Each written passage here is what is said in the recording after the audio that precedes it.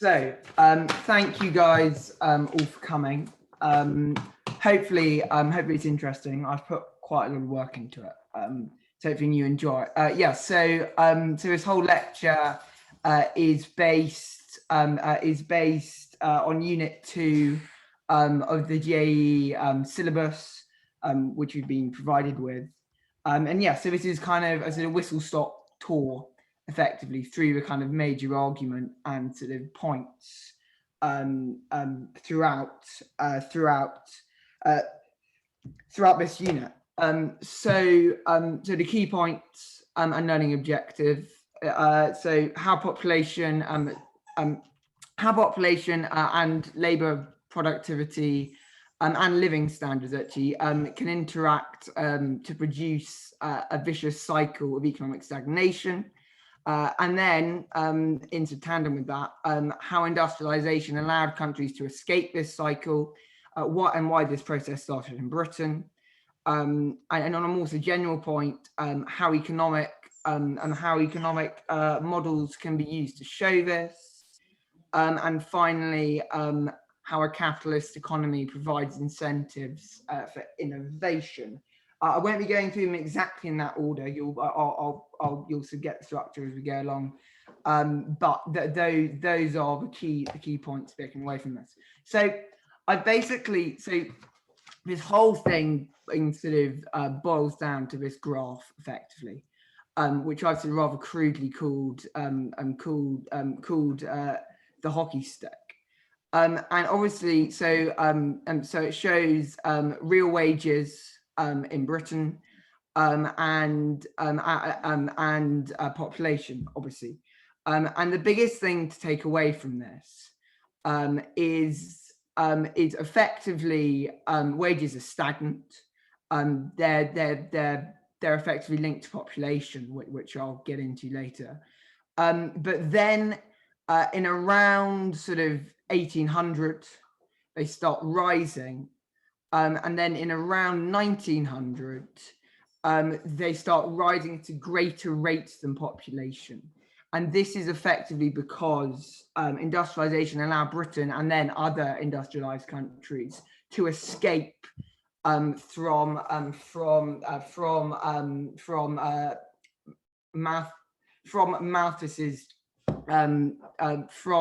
Malthus's trap. Now, the Malthusian Trap. Malthus was a late 18th century economist. His sort of magnum opus was an essay. So his magnum opus was called an essay on the principle of population, published in 1798. And basically, I'll get into it in more detail later. But effectively, what he argued is that GDP per capita can't rise over the long term. It's stagnant, it's stable, which held true for the vast majority of human history. And then we have this weird sort of scenario when Britain and then following countries were able to break out of that. Okay, so the first part I'm going to focus on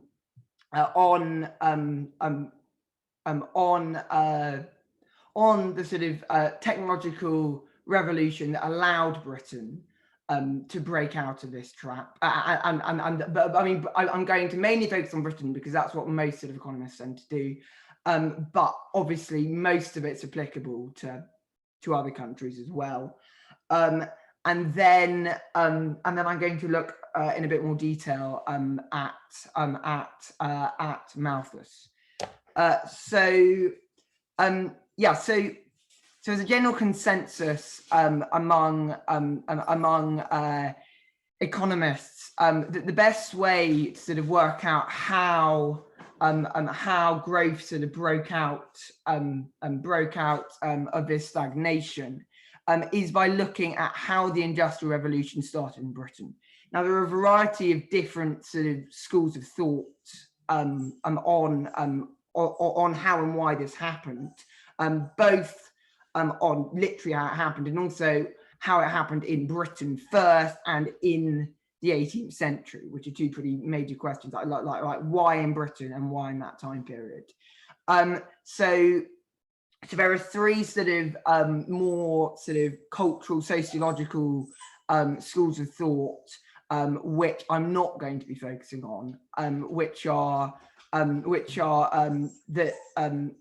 that scientific revolution allowed sort of theory. So particularly in Europe, it allowed sort of scientific theory to be applied to inventions in a way that it wasn't elsewhere. And then there's also a sort of cultural openness to innovation, and then of course the abundance of resources to Britain, both through its empire and coal, which is obviously a biggie, which I will touch on. But I'm going to focus sort of on the idea that basically the key to sort of Britain's success was a combination of expensive labour and cheap resources. So just before I get on to that, so the unit spends a lot of time sort of going through this, and although it might seem quite basic, it's very important to have a sort of firm understanding of this. So I'm going to use this sort of overly simplistic model where we have a textile factory. We have five different technologies, A, B, C, D, E, and then there are only two inputs. So labour and coal.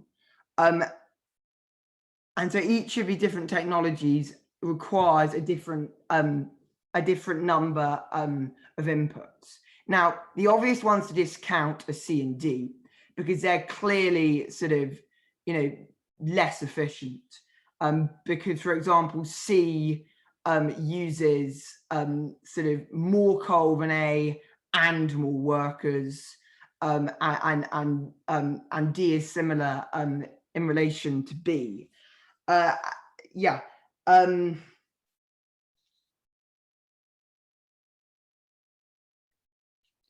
Yes, and so obviously this works on the almost a general neoclassical assumption that firms will take the route that firms will choose that firms will maximize profits and therefore choose a technology which costs the least, and so obviously this is dependent on the relative price of in this instance coal and workers, and in all instances the different production inputs. So yeah, I'm going on to the next bit.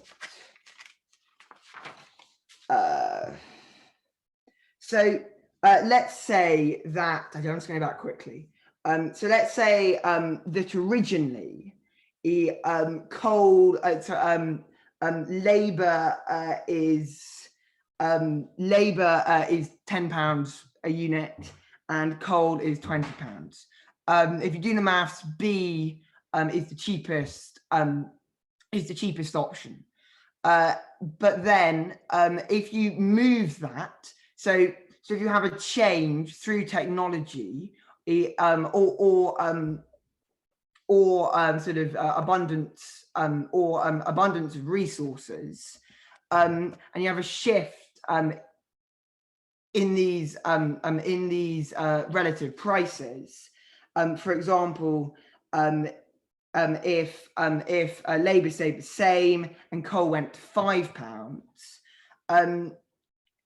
then suddenly your cheapest, the best technology is A, and therefore, therefore this demonstrates how a change in the relative prices of how a change in the relative prices of inputs leads to adopting new technologies.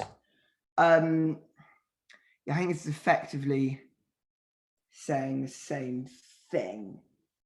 Oh, and then obviously, so the gain from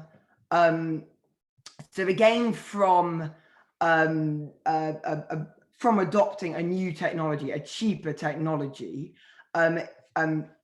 is termed innovation rent. In this case, when our price, so innovation rent or economic rent.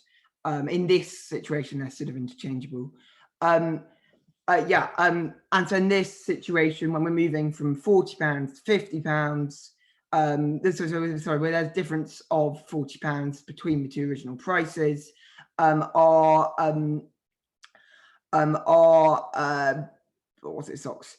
So our economic rent is 10. But the most important thing to take out of this, although I've been waffling, but the most important thing to taking out of this is that innovation rents are temporary. This is effectively because once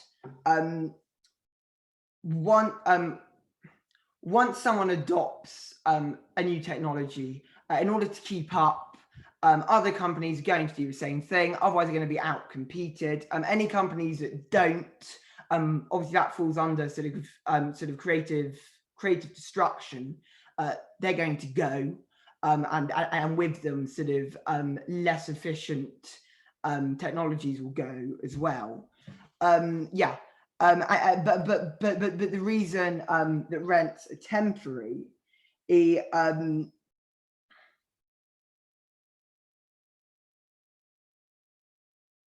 but the reason that rents are temporary is as everyone adopts a better technology, sort of supply will increase, the prices will fall, and thus the gain you used to have will be none. But this is actually incredibly important because it then provides incentive to keep innovating, because your innovation, so your innovation rent is only temporary. So why did this model of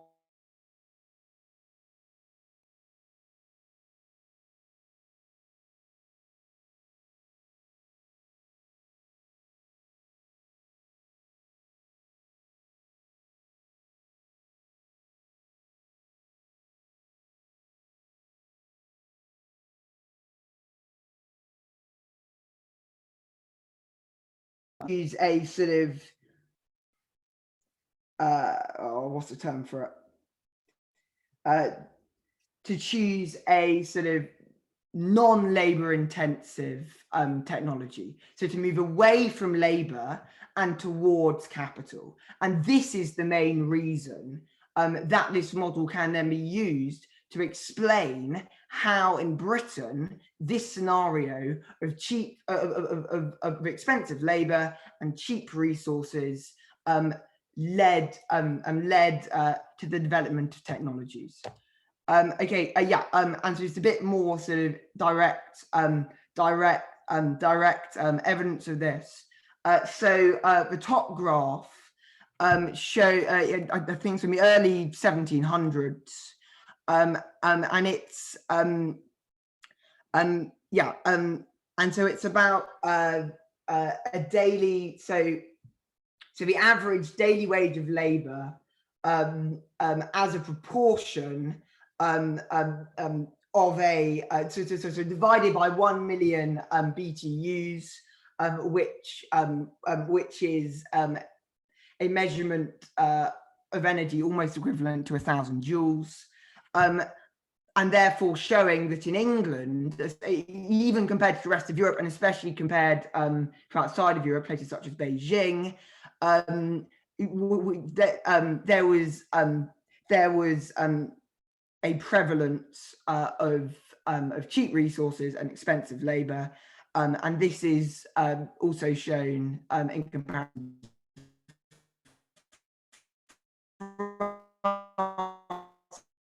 to the beginning of the 18th century, and it's shown how England had this greater, and therefore helps explain why England did industrialise before France. Okay, so now on to the second part of my talk, and I've got my notes a little bit muddled up. Yeah, okay. So I've talked about how Britain was able to industrialize effectively, how technology became prevalent. And I'll mention later when I go on to Malthusian Trap, how that then allowed the economy to grow faster than the population. But so now I'm going to focus on the sort of flat part of the hockey stick. So the bit prior to the Industrial Revolution. Was it stagnant? So obviously the biggest theory we have on this, sorry, I'm just going back to this slide and manually on to the next. So the biggest theory we have on this is Malthus, and so Malthus's sort of theory can be sort of neatly divided into two parts. So the first is the diminishing average product of labour. So average product of labour is total output divided by, okay, actually no. So I need to actually introduce this model. So we're going to start just here, just to explain this clearly, with a really simplistic model. So if you have sort of a finite amount of land, so we have a finite amount of land, and we have 80 farmers. It's divided evenly between each farmer. Each farmer only has inputs of labour for themselves and the land. We're not going to focus on capital, just for the sake of simplicity. And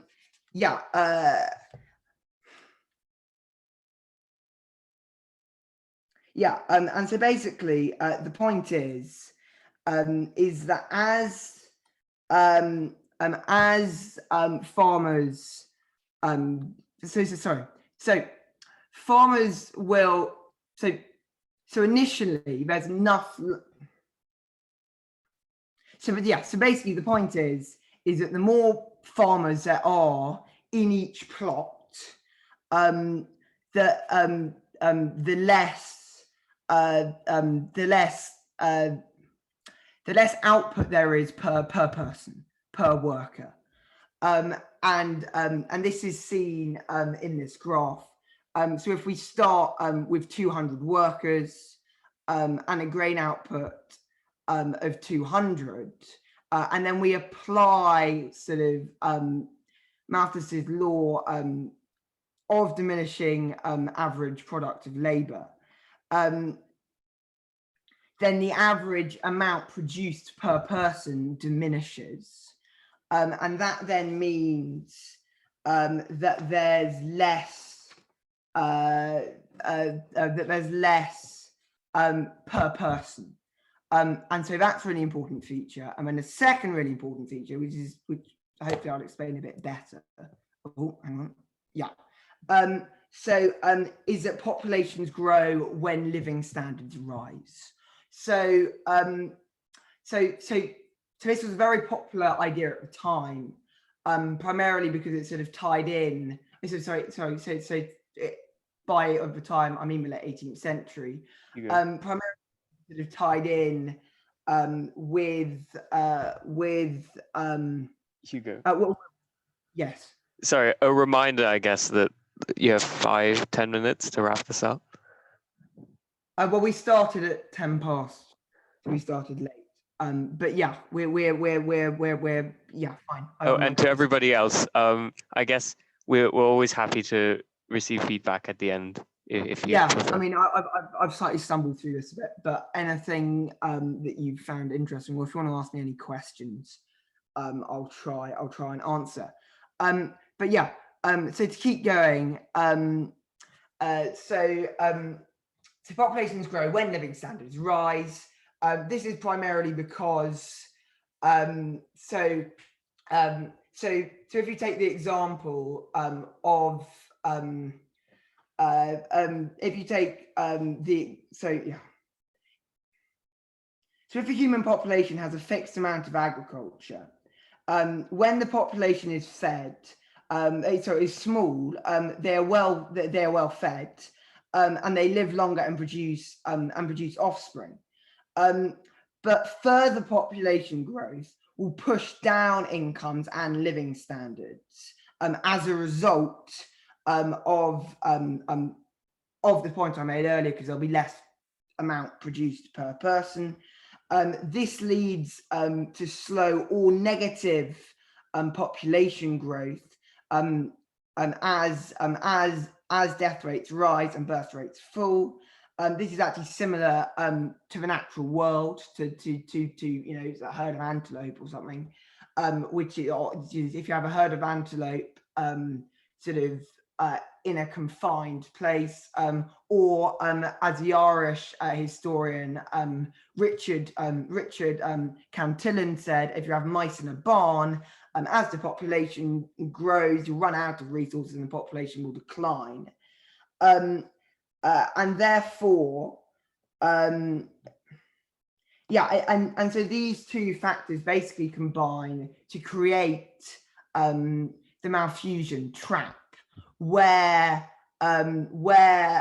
whenever a population grows, it will then soon decline. This is given that it has a sort of limited number of resources, and this will then mean that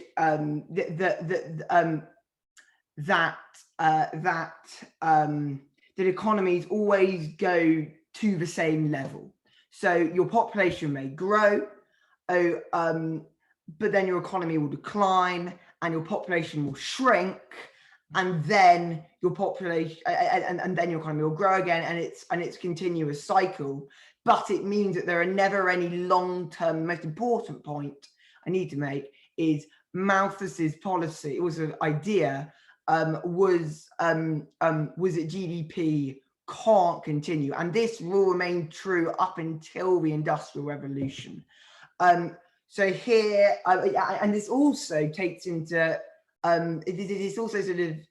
account technology, and because, as you can see in the bottom graph here, improvement. So even if you have improvement in technology, that will just simply count as a sort of change in circumstances, which will then lead to economic growth and less land per person. Which will lead to economic growth, population rises, less land per person, average output farm falls, farmers' income falls, and then we reach the point we were at before. And obviously, so I now come to the end of my thing. Now, unfortunately, I slightly stumbled through the first part. I'm not quite sure what that was. My sort of stutter slightly kicked in. But hopefully, you sort of got the gist of how Britain broke out. But there's been a long and a short of it. I think actually, so the best graph here, well, the best diagram, it's not a graph, is the bottom one, because it literally shows how the Industrial Revolution, which I explained as a main model of how it happened, leads simultaneously displace workers and more and better capital goods per worker, because the economy has become more productive, because you've moved away from labor intensive industries and towards capital intensive industries. And then the combination of displaced workers, which then creates a social movements, and then increased productivity over the long term lead to rises in wages. So this is effectively how GAEE view the main link between growth, technology, and population, and how it's changed over time. Oh, and then also, just so you don't think I put some random graphs in, the top one here, I just put in to show exactly when Britain escapes from the Malthusian Trap, because before that, population is in tow with the growth in the economy. You can see them to late Middle Ages. After the Black Death massively reduced the population, the economy was sort of at a high, and then population grew and it shrunk, and population decreased and it grew and there. But then from 1800 onwards, we are able, because of the phenomena I described earlier, namely sort of a different phenomena in pushing technology. Britain's economy is able to grow at the same time as its population is growing, and so to wrap up, the importance of these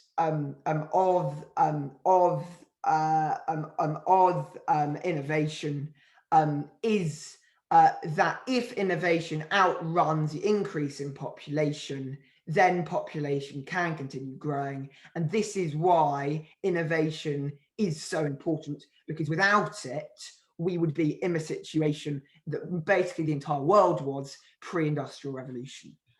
So thank you for putting up with that. And I know I slightly run over time, about 2-3 minutes. But if anyone has any questions, feel free to ask me, or feedback. I recognise this probably wasn't the greatest presentation ever. I didn't have my, I was given it at quite short notice, but hopefully at least some of you enjoyed it. So thank you. Thanks, Hugo. Cheers, Hugo. So guys, Thank you, Hugo. I guess, well, if you're coming up with feedback, a brief plug. So week 3, so next week, Agasti is doing unit 3, I believe, and the following week, yours truly. Well, obviously, that's all optional. And hopefully, if you do have any feedback, I guess, if you could think of anything now, speak, or maybe just DM any one of us, and we'll be happy to improve our process if that helps. All right, I guess that wraps up everything. Yeah. Thank you, guys. Thank you, everyone. Thank you. Thanks, Hugo. Because there were, basically my notes weren't written out very well. So there were points, major points, which I missed at some points and went back. So the structure slightly broke down. But if there's anything fundamental you didn't understand what I said, just ask me at some point, and hopefully I'll be able to explain it to you. There were a few major points that I left out of the syllabus just for the sake of time, sort of certain ways of showing how firms, so certain ways of representing how firms move towards new technologies. So if you want to see that, I suggest you look at the sort of middle section of Unit 2. But yeah, so thank you for that. And Brandon, if you stay behind, I'll just quickly talk to you. Oh yeah, Thank sure, no worries. you. We could move on to Brandon? Zoom. Oh, yep. Short question, or actually to everyone in this chat. Does Yeah. everyone in this call, does anybody want to do the podcast on monetary policy? Can you I not do was it? told to do both monetary policy and personal finance, and I don't really have that much time. Well, I mean, I've already picked well- up the dead pieces of what was meant to be someone else's presentation, and it hasn't gone amazingly well. But yeah, so I can do it. if Guys, you really can choose to leave this if this Yeah, is guys, podcast there's stuff. nothing to say here. Which I is thank going you. Thanks, everyone. Yeah. so- Yeah, well, But thank you. anybody want to do monetary policy? I Sorry. think Agastia might be interested in doing monetary policy. Right. But All right, I do would say personal that you'd have loads to work on personal finance, I would think. Oh yeah, don't worry. I love personal finance. All right, like that. very good. All right. Yeah, Good. so Simeon, I guess, is the one to speak to regarding when we're releasing videos. Oh yeah, Simeon, what's the time frame roughly? What do you mean? So I guess Releasing like podcast? By how the way, do, Brandon, I think you can stop recording now. oh yes,